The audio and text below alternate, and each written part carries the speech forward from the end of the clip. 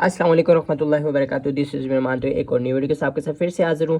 Class 9 mathematics lecture 8 और 1.4 को आज हम सॉल्व करने वाले हैं। क्वेश्चन नंबर 1 है, show that which of the following matrices are comfortable for multiplications. अब इन ऑप्शंस में से हम चेक करना है कि कौन सी मैट्रिक्स एक दूसरे के साथ मल्टीप्लिकेशन के लिए कंफर्टेबल हैं कि नहीं। ए बी को चेक करते हैं। हमने पीछे लेक्चर्स में डिस्कस किया हुआ है कि दो मैट्रिसेस आपस में मल्टीप्लिकेशन के लिए कब उनकी पॉसिबिलिटी होती है, कब वो आपस में पॉसिबल होते हैं मल्टीप्लिकेशन के लिए। देखें, ए और बी है, इसकी पॉसिबिलिटी चेक करने के लिए पहले के नंबर ऑफ कॉलम्स का चेक करना होता है और दूसरे के नंबर ऑफ रोज को चेक करना होता है। यहाँ पर देखें ए और बी में, तो पहले में ए में यानी कि कॉलम देखें तो कॉलम कितने हैं 1, एक ही कॉलम है इसमें, और इसमें रो कितनी है 1। तो यानी कि पहले के नंबर ऑफ कॉलम और दूसरे के नंबर ऑफ रो 1 1 बराबर है, तो इसका मतलब ए बी पॉसिबल है। सो देखें यहाँ पर इसका आंसर में चेक करें तो multiplication of A and B is possible. क्यों पॉसिबल है? Because the number of columns of first matrix A यानी कि पहली मैट्रिक्स ए के कितने हैं 1 है, और number of columns of first matrix A is equal to the number of row of second matrix B. Second matrix B में row 1 है और पहले में कॉलम 1 है, तो 1 1 इक्वल है, तो दैट्स मीन कि इसकी मल्टीप्लिकेशन पॉसिबल है। ओके, सी और डी को चेक करो तो C multiplication of C and D is not possible because the number of columns of first matrix C, पहली मैट्रिक्स सी के कॉलम कितने हैं 2, बट डी के जो सेकंड मैट्रिक्स है डी उसका चेक करो रो कितनी है, तो रो 1 है, तो 2 और 1 आपस में इक्वल तो नहीं है। It's mean the number of columns of first matrix C is not equal to the number of row of second matrix D। I hope समझ आ चुकी होगी। सजेस्ट इतना करना है, दो मैट्रिसेस आपके पास गिवन हो, पहले के नंबर ऑफ कॉलम चेक करने हैं और दूसरे के नंबर ऑफ रो चेक करने हैं। अगर दोनों आपस में इक्वल हैं तो मल्टीप्लिकेशन पॉसिबल है ए और बी की, अदरवाइज नहीं है। क्वेश्चन नंबर 2 को चेक करें। क्वेश्चन नंबर 2 में कहता है इफ ए मैट्रिक्स गिवन है, बी मैट्रिक्स गिवन है। अब उसके नीचे 3 पार्ट हैं। पहले पार्ट में कहता है is it possible to find A B, यानी इस ए बी को फाइंड करना पॉसिबल है, जस्ट पूछ रहा है। तो ए बी पॉसिबल है कि नहीं? Yes, A B is possible. क्यों पॉसिबल है देखें, तो पॉसिबल होने के लिए मतलब ए बी को, मतलब इसकी मल्टीप्लिकेशन ये पूछ रहा है ए बी मल्टीप्लाई हो सकते हैं नहीं हो सकते। तो मल्टीप्लिकेशन के लिए पहले के नंबर ऑफ कॉलम चेक करते हैं, दूसरे के रो, तो पहले में कॉलम चेक करो 2 हैं और दूसरे में 1 रो दूसरी रो, तो दो कॉलम है पहले के और 2 रो हैं दूसरे के, तो इसका मतलब पॉसिबल है। Yes, A B is possible because the number of columns of first matrix A, पहले नंबर पे ए थी ना ए, इसलिए A is equal to the number of rows of second matrix B. So yes, A B possible है। अब second part में पूछता है is it possible to find B A, तो सेकंड पार्ट यहाँ पर बी ए पॉसिबल है कि नहीं, तो वो पॉसिबल नहीं है। क्यों? अब पहले नंबर पे बी है, तो जो पहले नंबर पे होगा उसके नंबर ऑफ कॉलम चेक करने और जो दूसरे नंबर पे होगा उसके नंबर ऑफ रोज चेक करने। तो पहले नंबर पे बी है तो बी के कॉलम चेक करो, कॉलम 1 है और सेकंड ए है, तो सेकंड में चेक करो रोज कितनी है, तो रोज 2 हैं, तो 1 और 2 रोज आपस में इक्वल तो नहीं है, इसका मतलब है बी ए नॉट पॉसिबल। तो no, B A is not possible because the number of first columns, the number of columns of first matrix B, अब बी पहले नंबर पे है ना, B is not equal to the number of rows of second matrix A, second number पर ये, तो इसकी equal नहीं है, इसका मतलब ये पॉसिबल नहीं है। तो अब थर्ड पार्ट में कहता है आपके पास कि फाइंड द पॉसिबल प्रोडक्ट्स। अगर आपके पास इन दोनों पार्ट में से ए बी या बी ए पॉसिबल है तो उनको फाइंड भी करो। तो यस, ए बी पॉसिबल था तो ए बी को हम फाइंड करते हैं। तो ए बी फाइंड करने के लिए देखें ए बी इक्वल टू, पहले ए की वैल्यू डाली, देखो ए की वैल्यू ये गिवन थी, फिर बी की वैल्यू डाली, बी की वैल्यू ये गिवन है। अब इसको फाइंड कैसे करते हैं, मैंने आपको ऑलरेडी पिछले जो लेक्चर्स अपलोड किए हैं उसमें बताया हुआ है। आप क्या करेंगे, यहाँ पे फर्स्ट रो को फर्स्ट कॉलम के साथ मल्टीप्लाई करना है इसमें एक आगे एक ही कॉलम है तो फर्स्ट रो को फर्स्ट कॉलम के साथ मल्टीप्लाई कर दें, और फिर सेकंड रो की बारी आएगी, सेकंड रो फिर फर्स्ट कॉलम के साथ मल्टीप्लाई करेंगे। तो जब फर्स्ट रो को फर्स्ट कॉलम के साथ करेंगे तो पहला एलिमेंट पहले के साथ मल्टीप्लाई होगा -1 मल्टीप्लाई बाय 3, बीच में प्लस, फिर सेकंड एलिमेंट सेकंड के साथ तो 0 मल्टीप्लाई बाय -2। अब फर्स्ट रो फर्स्ट कॉलम खत्म। अगर फर्स्ट रो इधर सेकंड कॉलम में तो सेकंड कॉलम के साथ भी मल्टीप्लाई करते हो। ओके, अब चूंकि फर्स्ट रो फर्स्ट कॉलम खत्म हो गया, अब सेकंड रो फर्स्ट कॉलम के साथ करेगी तो पहला एलिमेंट पहले के साथ, दूसरा दूसरे के साथ, तो 2 multiply by 3, 2 multiply by 3 plus 1 multiply by -2। Okay, complete हो गई है। अब माइनस इंटू प्लस, -1 3 जार 3, 0 जिस नंबर के साथ मल्टीप्लाई होगा 0 ही देगा, तो ये 0 मल्टीप्लाई बाय -2 0 ही होगा। उसके बाद 2 3 जार 6 प्लस अपनी जगह पर, अब ये प्लस इंटू माइनस यानी कि 1 मल्टीप्लाई बाय माइनस तो 1 तो 2 के साथ मल्टीप्लाई कर 2 आ जाएगा और साथ माइनस का साइन, क्योंकि प्लस इंटू माइनस माइनस होता है, ये -2 ब्रैकेट में बंद, पीछे प्लस है। अब नेक्स्ट स्टेप में क्या होगा, ये -3 जीरो में ऐड करोगे तो -3 होगा। ओके 6 प्लस इंटू माइनस क्या होता है, प्लस इंटू माइनस, ये ब्रैकेट क्या बता रही है कि प्लस इस माइनस का मल्टीप्लाई हो तो प्लस इंटू माइनस -2 ओपन होके बाहर आ जाएगा। अब -3 6 में से 2 निकालो 4, तो ये आपका फाइनल आंसर है। ओके क्वेश्चन नंबर 3 हमारे पास, क्वेश्चन 3 में कहता है गिवन दैट ए मैट्रिक्स भी गिवन है, बी मैट्रिक्स भी गिवन है, सी मैट्रिक्स भी गिवन है और डी मैट्रिक्स भी गिवन है। मैट्रिसेस उसने खुद दे दिए हैं, फिर वो कहता है फाइंड करो A B and C D, यानी कि ए बी के बीच में कोई साइन नजर आ रहा नहीं, इसको मतलब ए और बी को मल्टीप्लाई करना है, सी और डी को आपस में मल्टीप्लाई करना है। तो उसने खुद कहा है कि ए बी और सी डी को मल्टीप्लाई करो, तो इसका मतलब है ए बी और सी डी की मल्टीप्लिकेशन पॉसिबल है, तब उसने कहा है कि फाइंड करो। ओके सो सबसे पहले पहला पार्ट ए बी को फाइंड करते हैं। तो ए बी देखो, ए बी फाइंड हो सकता है, क्यों, क्योंकि देखो पहले के नंबर ऑफ कॉलम चेक करो, 2 कॉलम है, और दूसरे की रो चेक करो, 2 रो है, तो इसका मतलब पॉसिबल है।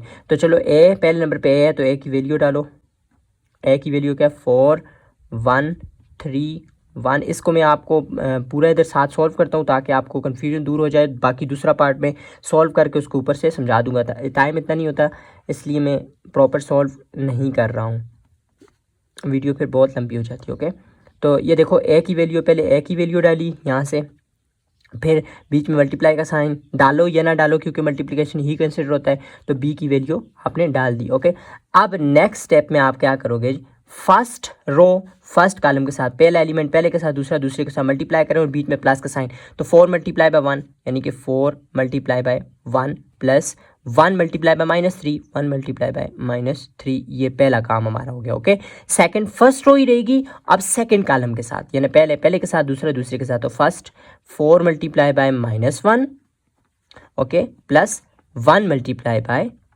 4 डन। अब आपका फर्स्ट रो जो है फर्स्ट कॉलम के साथ सेकंड कॉलम के साथ भी हो गया, इसका काम खत्म। अब सेकंड रो की बारी आई तो नीचे आ जाएंगे, सेकंड रो फर्स्ट कॉलम के साथ, फिर सेकंड रो सेकंड कॉलम के साथ। तो सेकंड रो जब फर्स्ट कॉलम के साथ होगी तो पहला एलिमेंट पहले के साथ दूसरा दूसरे के साथ 3 multiply by 1 3 multiply by 1 plus 1 multiply by -3 1 multiply by -3। Okay अब second row second column 3 multiply by -1 3 multiply by -1 और 1 मल्टीप्लाई बाय 4 बीच में प्लस 1 मल्टीप्लाई बाय 4।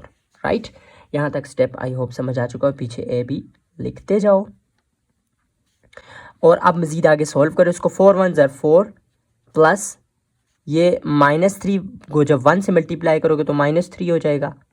ओके 4 को जब -1 से करोगे तो क्योंकि 4 के साथ प्लस साइन है, प्लस इंटू माइनस माइनस 4 1 ज़र 4 प्लस 1 4 ज़र 4। ओके अब 3 1 ज़र 3 प्लस -3 को 1 से करोगे तो -3, समझ आई। अब प्लस इंटू माइनस माइनस 3 1 ज़र 3 और प्लस 4 1 ज़र 4 4 1 ज़र 4। ओके नेक्स्ट में स्टेप में सॉल्व करूँ इसको, तो नेक्स्ट स्टेप में आपके पास आ जाएगा अब ये 4 प्लस इंटू माइनस -3 ओपन हो जाएगा, ये -4 प्लस 4 दोनों सेम है और दोनों के साथ प्लस माइनस साइन है, यानी कि दोनों कट जाएंगे आपस में, तो आंसर क्या आ जाएगा आपका 0 3 प्लस इंटू माइनस -3 माइनस। अब यहाँ पे -3 प्लस 4 इनमें से बड़ा कौन है, प्लस 4 बड़ा है, तो बड़े का साइन लगाने प्लस लगाने की ज़रूरत नहीं है, तो 4 में से 3 को निकाल दो 1। ये प्लस एंड माइनस में जो कंफ्यूज है इस पर भी वीडियो बनाई हुई है, वो भी चैनल से आप देख सकते हो। 4 में से 3, अब देखो बड़े का साइन लगाना है, बड़े से छोटे का फर्क निकालना है, एक साथ प्लस है एक साथ माइनस है, तो बड़े का साइन लगाने की ज़रूरत नहीं है क्योंकि प्लस है। 4 में से 3 को निकाल दो 1 ले जाएगा 0। अब 3 में से 3 निकालो क्योंकि प्लस माइनस दोनों और सेम भी हैं तो 0 आ जाएगा 1। तो ये आपके पास आंसर आ गया किसका, ए बी का। ओके इसका सेकंड पार्ट देखो, सी डी भी पॉसिबल है क्योंकि पहले के नंबर ऑफ कॉलम 2 हैं, दूसरे के नंबर ऑफ रोज भी 2 हैं, तो पॉसिबल है। तो सी डी को फाइंड करते हैं। फर्स्ट रो फर्स्ट कॉलम तो 3 multiply by 1, second element second के साथ 4 मल्टीप्लाई बाय -1/2।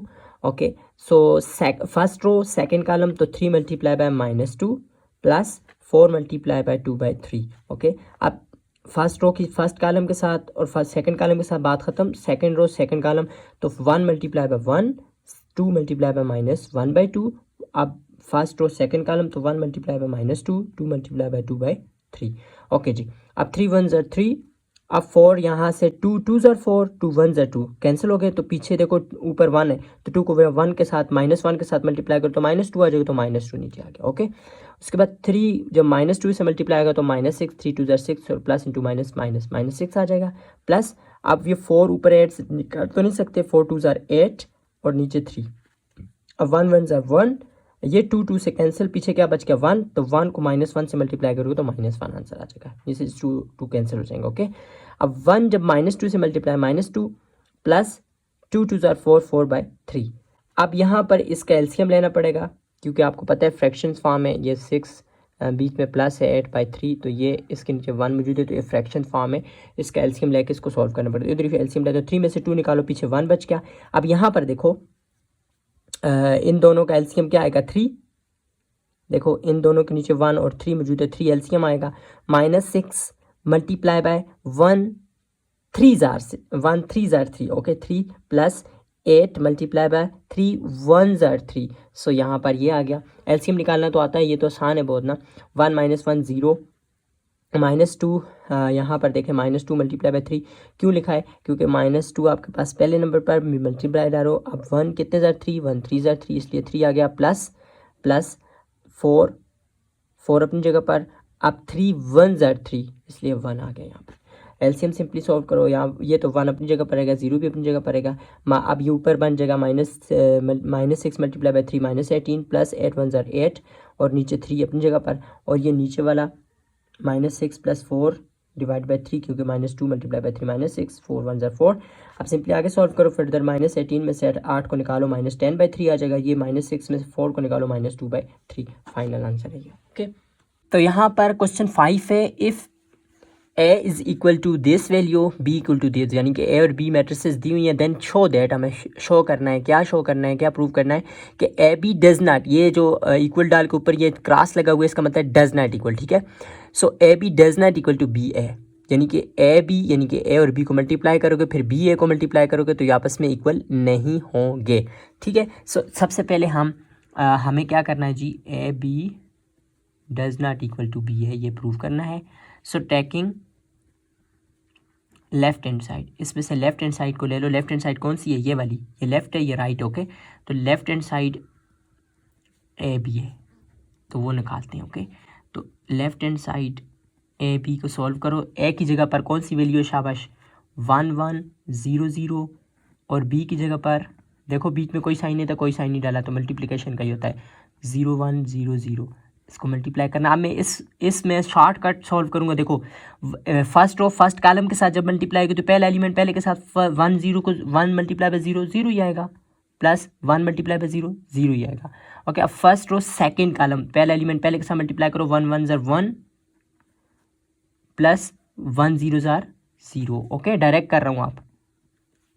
अब सेकंड रो फर्स्ट कॉलम फिर सेकंड कॉलम, सेकंड रो जब फर्स्ट कॉलम के साथ होगा 0 multiply by 0 0 plus 0 multiply by 0 0। अब second row second column 0 multiply by 1 0 plus 0 multiply by 0 0। Okay, सो इसका आंसर फाइनल आपके पास यहाँ पर लेफ्ट हैंड साइड पीछे से चलती रहेगी, लेफ्ट हैंड साइड। ओके, 0 0 0 होगा, ये 1 प्लस 0 1 आएगा, 0 0 आएगा, ये आपके पास लेफ्ट हैंड साइड का आंसर आया। ओके, यानी कि ए बी के आंसर आए। Okay, now right hand side, तो राइट हैंड साइड आपके पास क्या थी, राइट हैंड साइड आपके पास थी बी ए, तो राइट हैंड साइड बी ए को सॉल्व करो। बी की वैल्यू क्या है, शाबाश, आप बी की वैल्यू पहले नंबर पर रखनी है, तो बी की वैल्यू 0, ये रही 0 1 0 0, फिर सेकंड नंबर पे ए की रखनी है तो वह 1 1 0 0। जब इसको मल्टीप्लाई करेंगे तो first row first column 0 multiply by 1 0 plus 1 multiply by 0 0। अच्छा, first row second column 0 multiply by 1 0 plus 1 multiply by 0 0। अब second row first column 0 multiply by 0 0 plus 0 multiply by 0 0। अब second row second column 0 multiply by 1 0 plus 0 multiply by 0 0। Okay, तो ये तो सारी क्या आ गई 0 0 0 0 ही आ जाएगी। इसका मतलब क्या हुआ, इसका मतलब हुआ कि लेफ्ट हैंड साइड यानी कि फ्रॉम इक्वेशन 1 एंड 2, देखो 1 और 2 आपस में इक्वल तो नहीं आई ना, from equation 1 and 2 left hand side does not equal to right hand side. इसका मतलब A B does not equal to B A. समझ आ गई? इक्वल तो नहीं आया ना, इसका मतलब प्रूव हो गया। ओके, क्वेश्चन नंबर 6 में देखो तो इफ ए गिवन है, ए की वैल्यू गिवन है, देन फाइंड आपको करना है ए क्रॉस ए, मतलब ए को ए के साथ ही मल्टीप्लाई करना है। तो ए मल्टीप्लाई ए यानी ये हमें फाइंड करना है। तो ए क्रॉस ए, ए की वैल्यू पहले डालो फिर मल्टीप्लाई डालो, ये बीच में मल्टीप्लाई का साइन ना भी डालो तब भी पता चलता है कि ये ए आपस में मल्टीप्लाई। तो पहले ए की वैल्यू लिखी फिर ए की वैल्यू दोबारा लिखी क्योंकि आपस में इन दोनों को मल्टीप्लाई करना है। So 1 multiply by 1, first row first column, तो 1 multiply by 1 1 plus 1 multiply by 0 0। Okay, अब first row second column 1 multiply by 1 1 plus 1 multiply by 0 0। अब second row first column 0 multiply by 1 0 plus 0 multiply by 0 0। Second row second column 0 multiply by 1 0 plus 0 multiply by 0 0। Okay, finally solve करो। 1 आएगा, इधर से भी 1 आ जाएगा, इधर भी 0 इधर भी 0। तो आंसर वापस आ गया जी ए क्रॉस ए का। ये फाइनल आंसर है। ओके ओके, क्वेश्चन नंबर 7 को देखो। क्वेश्चन नंबर 7 में आपके पास ए गिवन है, बी गिवन है और आगे पूछ रहा है is A B equal B है, यानी कि ए बी इक्वल बी है, ये पॉसिबल है कि नहीं।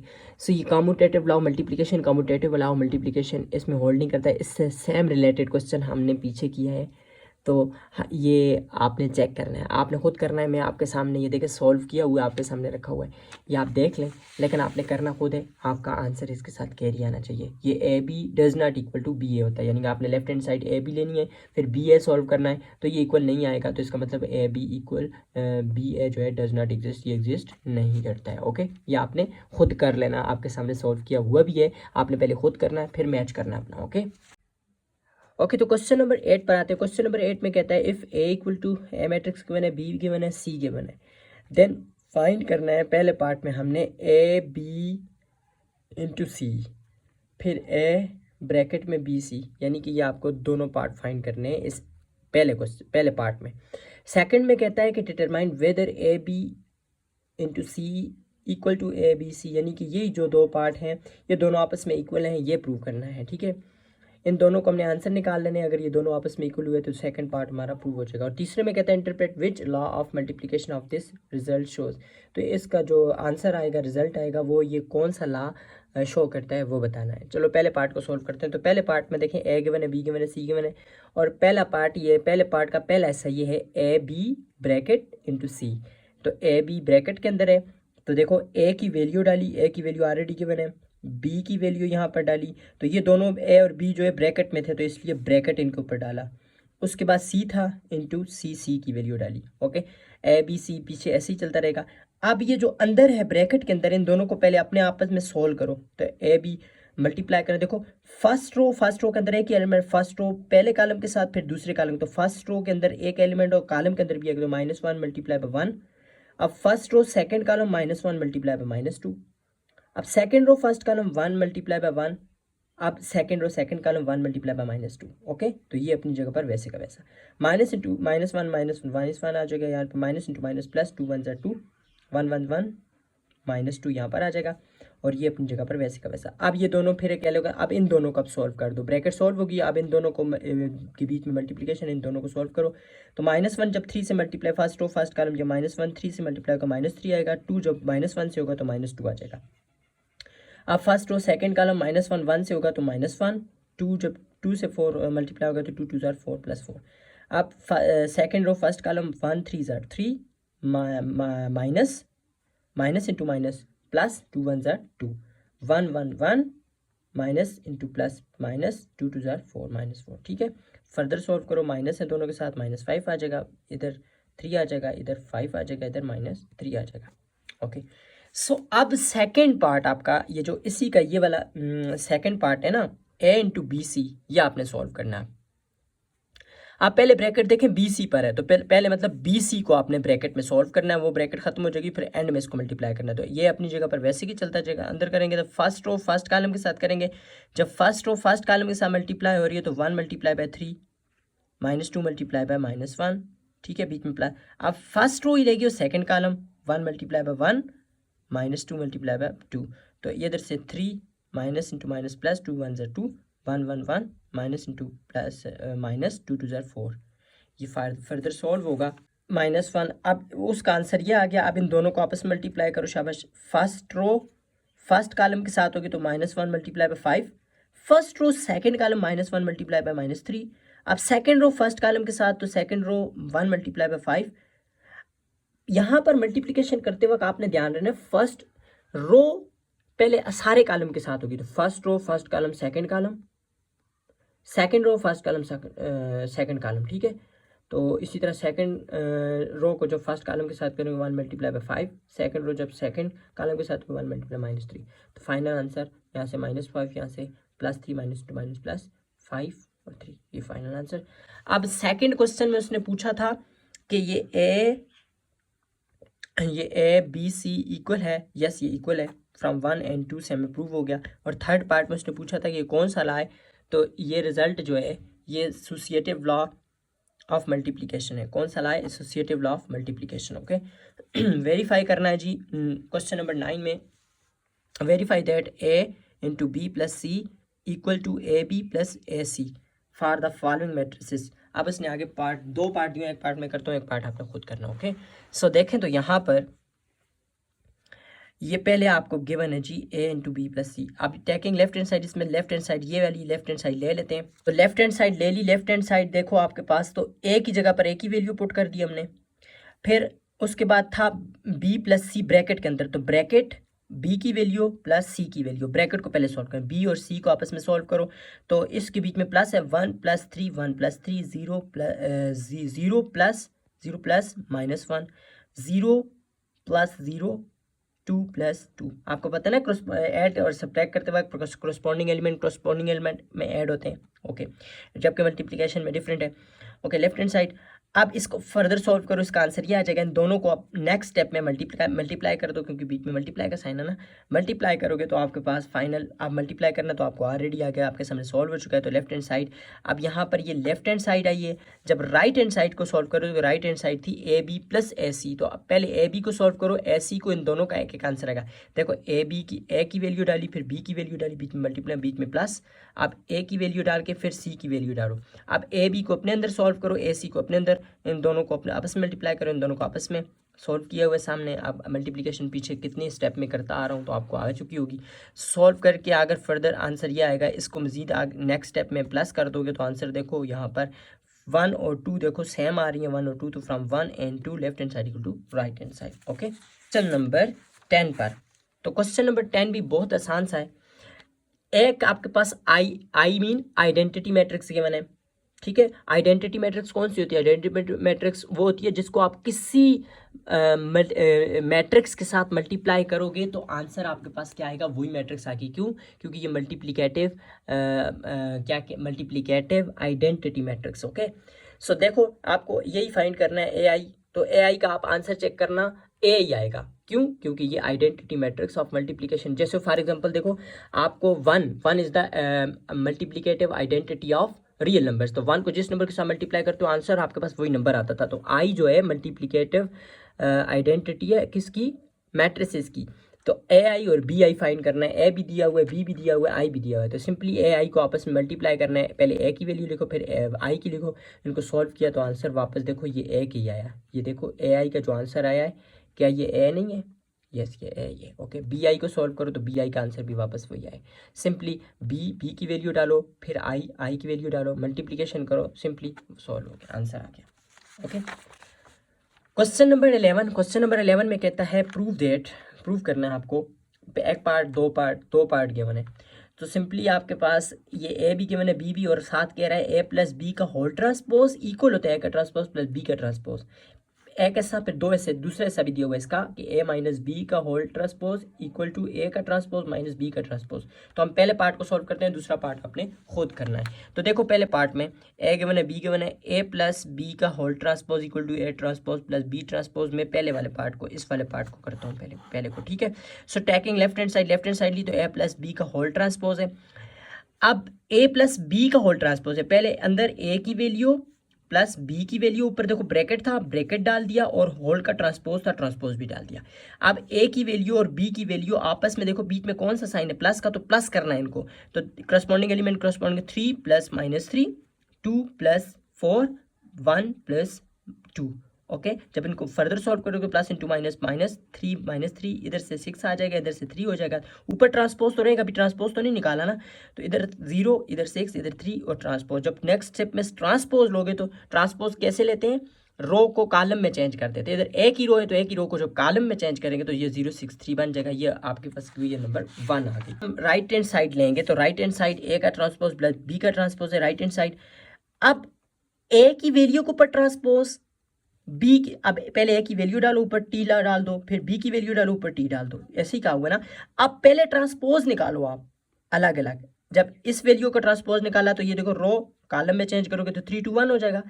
इधर जब इस रो को कॉलम में चेंज करोगे तो -3 to 4 2 हो जाएगा। अब इन दोनों को आपस में ऐड कर दो तो ये 3 करस्पॉन्डिंग एलिमेंट करस्पॉन्डिंग के साथ ऐड होंगे ना, 3 प्लस -3, 2 प्लस 4, 1 प्लस 2, ऐसे लिखा हुआ है। 3 -3 प्लस इंटू माइनस 3 -3 0 1 6 3। तो फ्रॉम 1 and 2 प्रूव हो गया, from 1 and 2 left hand side equal to right hand side. तो क्वेश्चन नंबर 11 भी हो गया। अब आ जाते हैं क्वेश्चन नंबर 12 पर। क्वेश्चन नंबर 12 में कहते हैं शो दैट ए गिवन है, बी गिवन है, शो दैट, आपने शो क्या करना है, ए बी का होल ट्रांसपोज, यानी कि आप ए बी को आपस में, पहले देखो ए प्लस बी का होल ट्रांसपोज था ना, तो ए और बी को आपस में पहले जमा करते थे, फिर उसका एंड में ट्रांसपोज लेते थे। अब ए बी को पहले आपस में मल्टीप्लाई करना है, उसका जो आंसर आ गया एंड में उसका ट्रांसपोज लेना है। और आगे से राइट हैंड साइड पे क्या है, बी का ट्रांसपोज, ए का ट्रांसपोज, बीच में प्लस नहीं है, तो पहले बी का ट्रांसपोज लेके ए का ट्रांसपोज लेके दोनों की जो वैल्यू बनेगी उन दोनों को आपस में मल्टीप्लाई कर देना। तो चलो इसको करते हैं। सेकंड पार्ट भी गिवन है, थर्ड पार्ट भी गिवन है, तो मैं इसका थर्ड पार्ट करता हूँ। 1 आपने खुद करना और सेकंड भी मैं करता हूँ, ठीक है। थर्ड पार्ट को चेक करो ज़रा। थर्ड पार्ट में ए गिवन है, बी गिवन है और ए बी का होल ट्रांसपोज। तो मैं लेफ्ट हैंड साइड देखो, यहाँ ये फाइंड करना है मुझे, तो लेफ्ट हैंड साइड में ले लेता हूँ। लेफ्ट हैंड साइड मेरे पास ए बी का होल ट्रांसपोज है। पहले ए की वैल्यू डालो, फिर बी की वैल्यू डालो, और होल का ट्रांसपोज है, होल का ट्रांसपोज, ए की वैल्यू, बी की वैल्यू और होल का ब्रैकेट थी, देखो ब्रैकेट डाली, ऊपर होल ट्रांसपोज आ गया। अब ए और बी को आपस में पहले multiply first row first column के साथ किया, तो ये देखो मैं ड्रैग कर दूँ 1 1 1 0 मल्टीप्लाई बाय -0 -1 मल्टीप्लाई बाय 0 0। अब फर्स्ट रो सेकंड कॉलम 1 7 7 0 4 0 -1 -1। अब सेकंड रो फर्स्ट कॉलम 2 1 2 0 -0 6 0 0। अब 2 7 14 0 4 0 6 1 6। ट्रांसपोज अभी चल रहा है स्टिल, क्योंकि ऊपर ट्रांसपोज नहीं लिया। अब इधर से 1, इधर से 6 आ जाएगा, इधर से 2 आ जाएगा, इधर से 20 हो जाएगा। आप ट्रांसपोज एंड में जब लोगे आप, तो ट्रांसपोज जब लोगे तो यहाँ पर एंड में आपके पास देखो, इधर से ट्रांसपोज फर्स्ट रो को फर्स्ट कॉलम बनाया 1 6 हो गया। सेकंड रो को आपने जब 220 को सेकंड कॉलम बनाया तो आपके पास ट्रांसपोज खत्म, ये आपके पास फर्स्ट इक्वेशन आ गई। सेकंड नंबर पे अब RHS right hand side solve करनी है, बी का ट्रांसपोज, ए का ट्रांसपोज। तो पहले बी की वैल्यू डाली, बी की वैल्यू के ऊपर ट्रांसपोज है, फिर ए की वैल्यू के ऊपर ट्रांसपोज है। अब पहले ट्रांसपोज लो इसका भी इसका भी, तो ट्रांसपोज पहले लेंगे तो नंबर ऑफ रो, पहली रो को पहला कॉलम बना दिया, सेकंड रो को सेकंड कॉलम, थर्ड रो को थर्ड कॉलम, ट्रांसपोज खत्म। इसको फर्स्ट रो को फर्स्ट कॉलम, सेकंड रो को सेकंड कॉलम, ट्रांसपोज खत्म। अब जो एंड में पड़ी है इन दोनों को आपस में मल्टीप्लाई कर दो, इन दोनों को मल्टीप्लाई किया, मल्टीप्लाई करना अब आपको आ चुका है। तो ये देखो, अब ये इसका जो एंड में आंसर आया ये वाला फ्रॉम 1 एंड फ्रॉम 2 प्रूव हो गया, left hand side equal to right hand side. और सेकंड पार्ट इसका जो वो बड़ा इंपॉर्टेंट है, देखो सी गिवन है और शो करना है सी का ट्रांसपोज लो, फिर अगेंस्ट ट्रांसपोज लो। देखो लेफ्ट हैंड साइड लेता हूं मैं, और लेफ्ट हैंड साइड वैल्यू है ABCD, इसके ऊपर एक दफ़ा इसकी वैल्यू देखो, सी के ऊपर एक दफ़ा ट्रांसपोज है, फिर होल के ऊपर भी ट्रांसपोज है। तो एक दफ़ा ट्रांसपोज जब अंदर वाला ख़त्म किया तो ये ABCD आ गया, ये ट्रांसपोज एक दफ़ा ले लिया, तो ऊपर वाला ट्रांसपोज तो बचा हुआ भी। जब नेक्स्ट स्टेप में दोबारा से ये ट्रांसपोज लेंगे, अब ये टी ख़त्म करने के लिए फिर दोबारा से फर्स्ट रो फर्स्ट कॉलम बना दो, और सेकंड रो को सेकंड कॉलम बना दो। तो अब इसको चेक करो, ये किसकी वैल्यू है, ये सी की वैल्यू थी कि नहीं, तो hence proof left hand side जो है वो इक्वल है राइट हैंड साइड के। बात समझ आई?